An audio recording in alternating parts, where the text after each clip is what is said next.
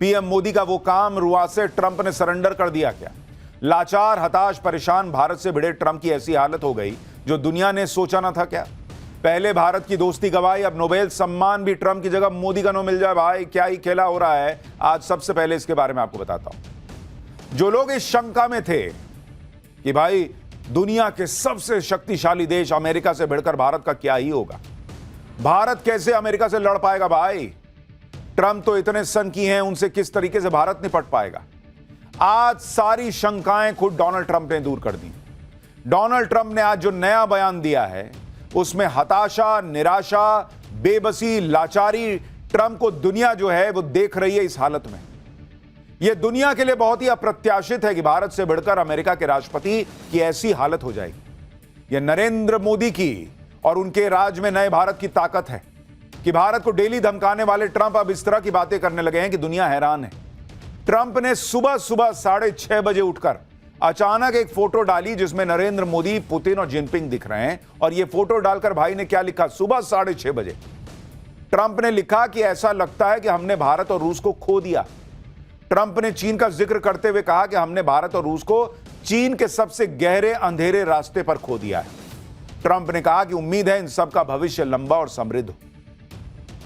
यानी किसी दिलजले आशिक का नहीं होता कि रात भर नींद नहीं आए, छटपट छटपट थोड़ी देर सोए, उसमें कुछ सपना देखे और उठ के बोले भाई मामला तो गड़बड़ा गया लग रहा है। ट्रंप के ये शब्द वैसे ही लग रहे हैं और पछतावे से भरे दिख रहे हैं। इन शब्दों में ट्रंप की गहरी हताशा है, निराशा है। दुनिया में इन शब्दों की चर्चा हो रही है कि क्या हालत हो गई अमेरिका की और ट्रंप की। साफ दिख रहा है कि मोदी, पुतिन और शी जिनपिंग के साथ आने से डोनाल्ड ट्रंप को बड़ा धक्का लग गया है और इस झटके को बर्दाश्त नहीं कर पा रहा अमेरिका।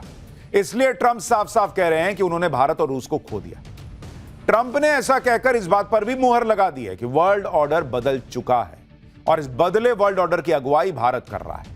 ट्रंप के इस बयान के भारत के लिए क्या मायने हैं? क्या ट्रंप भारत से सुलह करना चाहते हैं? क्या ट्रंप को अपनी गलती का पूरी तरह से एहसास हो रहा है? ट्रंप के नए बयान के बारे में विस्तार से आपको बताऊंगा। आपको यह भी बताऊंगा कि कैसे पीएम मोदी ने ट्रंप को लाइन पर आने के लिए मजबूर कर दिया। ट्रंप कैसे मोदी की इस कूटनीति के चक्रव्यूह में फंसते चले गए और अकेले पड़ गए। ट्रंप ने ऑपरेशन सिंदूर के दौरान सीज फायर नहीं कराया। क्या ट्रंप ने अब यह खुला मान लिया है? क्या ट्रंप जो है वो भारत से दोस्ती के लिए अपनी लाइन बदल रहे हैं? और क्या नोबेल पीस प्राइज ट्रंप की जगह कहीं मोदी को ना मिल जाए? ये सारी बातें होंगी, लेकिन जो इतना बड़ा धमाका दुनिया में हुआ है उसकी एक झलक देखिए।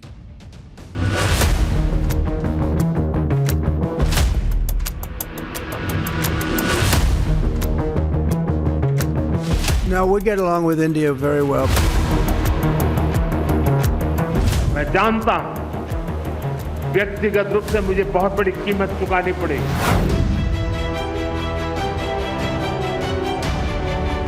ये मोदी है, यहां किसी का दबाव वबाव नहीं चलता है।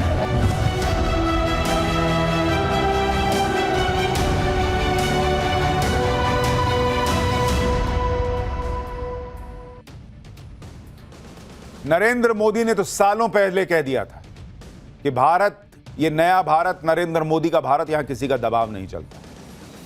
लेकिन कुछ लोगों को यह बात समझने में समय लगा।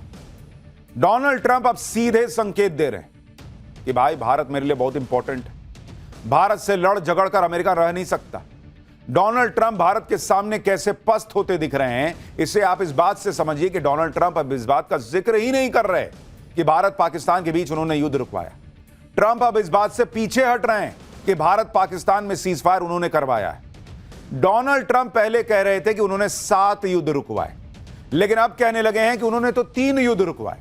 और इन 3 युद्ध में एक युद्ध के बारे में ट्रंप ने कहा कि यह तो 31 साल से चल रहा था, दूसरा 34 साल से चल रहा था और तीसरा 37 साल से चल रहा था। इन तीनों युद्ध में ट्रंप ने किसी देश का नाम नहीं लिया, जबकि पहले ट्रंप खुलकर कह रहे थे कि भारत पाकिस्तान के बीच उन्होंने युद्ध रुकवा दिया। और 3 युद्ध की बात कर रहे हैं, तीनों कह रहे हैं कि कोई 31, कोई 34, कोई 37 साल से चल रहा है। यानी ऑपरेशन सिंदूर के वक्त जो सीज फायर हुआ, जो युद्ध रुका, वो डोनाल्ड ट्रंप ने रुकवाया। डोनाल्ड ट्रंप उससे कन्नी काट गए। मैंने आपसे कहा था बॉस कि यह आदमी लाइन पर आएगा धीरे धीरे धीरे धीरे, और यह भारत को फीलर दे रहा है, मैसेज दे रहा है कि देखो भाई उनको पता है नरेंद्र मोदी इस बात से बम के हुए हैं कि जब तुमने सीज फायर कराया नहीं तुम दुनिया में काहे बोल रहे हो भाई। और नरेंद्र मोदी ने मुंह पे बोल दिया था, वो तो न्यूयॉर्क टाइम्स वगैरह सब ने छाप दिया भाई कि ट्रंप चाहते थे कि भाई नोबेल पीस प्राइज मिले। मोदी ने कहा कि तुमने युद्ध रुकवाया ही नहीं। अब यह क्लियर हो गया कि ट्रंप भी देखिए धीरे से वो 7 युद्ध को 3 युद्ध में बदल दिए। ट्रंप के साथ नरेंद्र मोदी के रिश्ते इसी बात पर बिगड़े थे कि ट्रंप दावा कर रहे थे कि भारत पाकिस्तान का सीज फायर उन्होंने करवाया, लेकिन मोदी ने ट्रंप के मुंह पर कह दिया था कि भाई ये सब बेकार की बात ना करो। पाकिस्तान भारत के सामने आकर गिड़गिड़ाया था। इस सीज फायर में अमेरिका या किसी तीसरे देश का कोई रोल ही नहीं। और अब देखिए ट्रंप भी धीरे से डिलीट मार दिया बोला पाठ। ट्रंप अब किस तरह से भारत से दोस्ती करने के लिए बेचैन है, इसका संकेत एक दूसरी बात से भी मिल रहा है। ट्रंप भारत से इस बात पर भी भिड़े थे कि भारत रूस से तेल क्यों खरीद रहा है। भारत ने कहा था कि रूस से तेल सिर्फ हम ही नहीं खरीद रहे, चीन भी खरीद रहा है, यूरोप भी खरीद रहा है। लेकिन ट्रंप के लोग ऐसी बात कर रहे थे कि जैसे रूस से तेल सिर्फ भारत खरीद रहा हो। अब जाकर ट्रंप को यह बात समझ में आ गई है कि रूस से तेल तो दूसरे देश भी खरीद रहे हैं। इसलिए आप देखिए कि ट्रंप ने रूस से कच्चा तेल खरीदने पर यूरोप को भी घेर दिया। ट्रंप ने यूरोपीय देशों से कहा है कि उन्हें रूस से कच्चा तेल खरीदना बंद करना होगा। ट्रंप ने कहा कि यूरोप की तेल खरीदारी से रूस को हर साल 1.1 बिलियन यूरो मिल रहा है। ट्रंप ने यूरोपीय देशों के नेताओं से चीन पर भी आर्थिक दबाव बनाने के लिए कहा है। यानी ट्रंप अब हर वो काम कर रहे हैं जिससे नरेंद्र मोदी और भारत का पारा नीचे किया जा सके।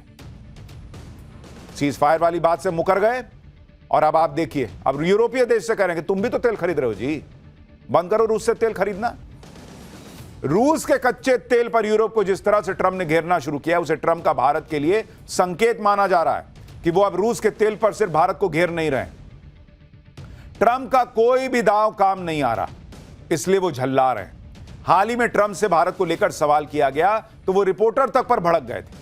ट्रंप की झल्लाहट हैरान करने वाली इसलिए थी क्योंकि इससे पहले जब ट्रंप से भारत को लेकर सवाल किए जाते थे तो बहुत गर्व से वो बताते थे कि उन्होंने भारत पर टैरिफ ठोक दिया।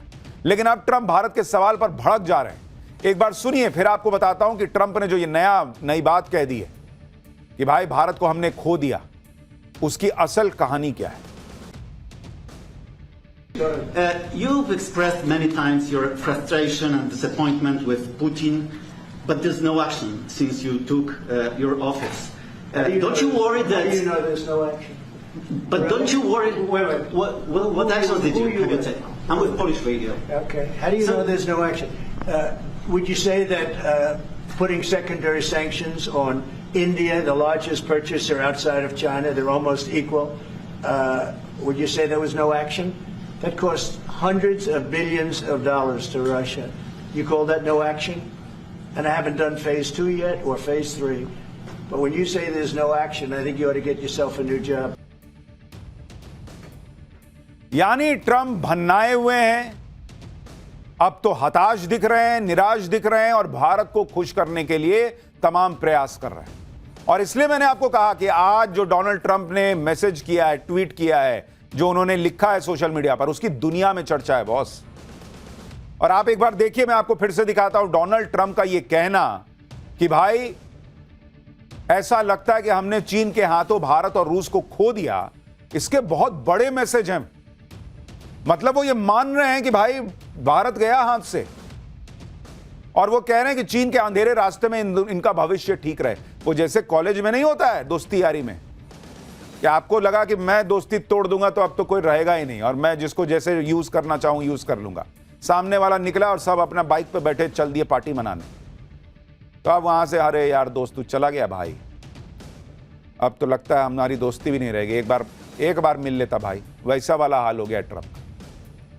और ट्रंप इसलिए भन्नाए हुए हैं कि उनका कोई दाव नहीं चल रहा।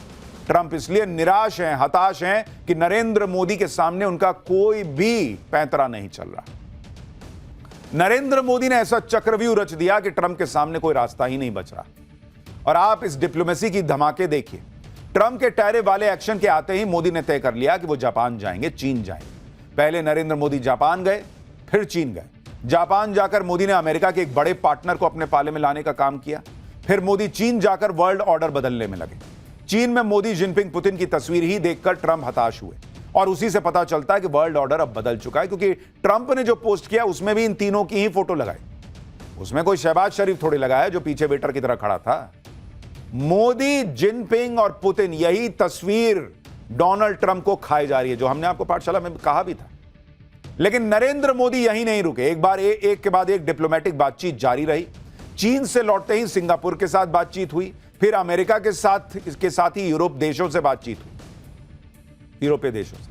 आप यह देखिए कि जिस भारत को ट्रंप यूक्रेन युद्ध का दोषी बता रहे थे, उसी भारत के साथ यूरोप के देश ट्रेड डील करने में लगे, जिसे लेकर कल ही यूरोपीय यूनियन की chief Ursula von der Leyen और यूरोपियन काउंसिल के प्रेसिडेंट एंटोनियो कोस्टा की पीएम मोदी के साथ चर्चा हो चुकी है। इन दोनों नेताओं ने पीएम मोदी से फोन पर लंबी बात की। दोनों नेताओं ने फोन पर बात करने की तस्वीर भी शेयर की, जो ट्रंप के लिए भी मैसेज था कि भाई तुम अपने एकदम अकेले पड़ते जा रहे हैं ट्रंप। पीएम मोदी ने ट्रंप को मैसेज दे दिया कि अगर वो भारत के लिए अमेरिका के मार्केट बंद करेंगे तो भारत 10 दरवाजे खोल लेगा। यूरोपीय यूनियन के नेताओं से बातचीत को लेकर पीएम मोदी ने कहा कि यूरोपियन काउंसिल के प्रेसिडेंट एंटोनियो कोस्टा और यूरोपियन यूनियन की chief Ursula von der Leyen के साथ अच्छी बातचीत हुई है। हमने Bharat European free trade agreement को जल्द पूरा करने और IMEEC यानी India Middle East Europe economic corridor को चालू करने की प्रतिबद्धता पर सहमति जता दी। अब आप सोचिए, कहां डोनाल्ड ट्रंप सोच रहे थे कि अमेरिका का बाजार न मिला तो बाप रे बाप भारत का क्या ही होगा। और हमने आपको पाठशाला में बताया था कि नरेंद्र मोदी ने उसी वक्त शुरू कर दिया था यूरोपीय देशों के रास्ते तलाशना कि कहां कहां भारत का सामान जा सकता है। अब यूरोपीय देशों के साथ भी फ्री ट्रेड एग्रीमेंट हो गया, ब्रिटेन से हो ही गया है। भाई भारत के लिए इस वक्त जो कहते हैं ना ये समय है भारत का, वो दिख रहा है। और ऊपर से ये GST रिफॉर्म। पीएम मोदी ने यूरोपियन यूनियन के इन दोनों नेताओं को भारत EU समिट के लिए आने का न्योता भी दिया। पीएम मोदी की यूरोपियन यूनियन के बड़े नेताओं के साथ यह बातचीत ऐसे वक्त में हुई जब 11 सितंबर को यूरोपियन यूनियन के ट्रेड कमिश्नर भारत आने वाले हैं। उनके इस दौरे में भारत और यूरोपियन यूनियन के बीच फ्री ट्रेड एग्रीमेंट पर मुहर लगाने को लेकर चर्चा होने की उम्मीद है। इसके अलावा UK, UAE, ऑस्ट्रेलिया जैसे देश हैं जिनके साथ भारत फ्री ट्रेड एग्रीमेंट कर चुका है, और कई देश और हैं जो भारत के साथ फ्री ट्रेड एग्रीमेंट करना चाहते हैं। तो ये दिख रहा है ट्रंप को कि भाई मेरी तरह तो कोई पैर पटक नहीं रहा, सब तो लाइन लगा दिए भारत के साथ दोस्ती के लिए। तो भाई अब निराश होकर कह रहा है कि चला गया भारत मेरा दोस्त। ट्रंप को एक झटका नोबेल पुरस्कार पर भी लग रहा है। ट्रंप चाहते थे कि वो यूक्रेन युद्ध रुकवाकर नोबेल शांति पुरस्कार ले ले, लेकिन ट्रंप जो सोच रहे थे उसका उल्टा होता दिख रहा है। रूस यूक्रेन युद्ध रुकवाने की जो कोशिशें हो रही हैं उनमें कोई ट्रंप को क्रेडिट दे ही नहीं रहा। उल्टे चाहे यूक्रेन हो, चाहे रूस हो, चाहे यूरोप हो, सब कह रहे हैं कि यूक्रेन युद्ध रोकने में भारत और नरेंद्र मोदी का रोल ज्यादा अहम दिख रहा है। पीएम मोदी से फोन पर बातचीत के बाद यूरोपियन काउंसिल के प्रेसिडेंट ने कह दिया कि रूस को युद्ध खत्म करने और शांति की राह पर लाने के लिए भारत की भूमिका महत्वपूर्ण है। वो यूक्रेन के राष्ट्रपति जेलेंस्की के साथ भारत के निरंतर सहयोग का स्वागत करते हैं, क्योंकि यह युद्ध ग्लोबल सिक्योरिटी और आर्थिक स्थिरता के लिए बड़ी चुनौती है और पूरी दुनिया के लिए बड़ा खतरा है। आप सोचिए बॉस, वो ट्रंप का नाम नहीं ले रहे, कह रहे कि भारत ये सब करके दिखा रहा है। यूक्रेन युद्ध को रुकवाने में भारत को अहम किरदार माना जा रहा है, और ये ट्रंप के लिए सबसे बड़ा झटका नहीं है तो क्या है, जो भाई एकदम इधर से उधर बबुआ रहा था कि भाई कोई दे दो, नोबेल पुरस्कार दे दो। ला, युद्ध तो रुका नहीं। पुतिन मोदी के साथ कार में जा रहे हैं, कह रहे हैं ब्रीफ किया है कि भाई क्या हुआ था ट्रंप से बातचीत। बार बार वो फोन कर रहे हैं, बार बार जेलेंस्की फोन कर रहा है। उधर से यूरोपीय यूनियन कह रहा है कि भाई मोदी और इंडिया ही अहम दिख रहे हैं जो युद्ध में कुछ करवा सकते हैं, रुकवा सकते हैं। सोचिए ट्रंप को भाई लो बीपी ना हो जाए। आप ये भी देखिए कि यूरोपियन यूनियन के प्रेसिडेंट का यह बयान पेरिस से आया है, जहां यूक्रेन युद्ध रोकने के लिए सारे नेता बात कर रहे थे। उसी मीटिंग के बीच में यूरोपियन यूनियन की प्रेसिडेंट ने पीएम मोदी को फोन कर दिया। सिर्फ यूरोपियन यूनियन के देश ही नहीं बल्कि खुद यूक्रेन और रूस ये मान चुके हैं कि मोदी ही वो नेता हैं जो इस युद्ध को रोकने में अहम भूमिका निभा सकते हैं। अमेरिका ये नैरेटिव बना रहा था कि यूक्रेन युद्ध असल में पुतिन का नहीं, मोदी का युद्ध है, भारत का युद्ध है। लेकिन पुतिन ने कह दिया था कि भारत तो युद्ध रोकने का काम कर रहा है।